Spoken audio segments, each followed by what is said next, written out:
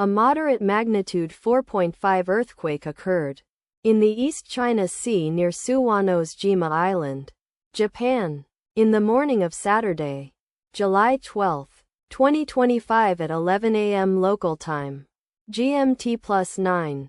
The quake had a very shallow depth of 5.6 kilometers, 3.5 miles, and was not felt, or at least not reported so.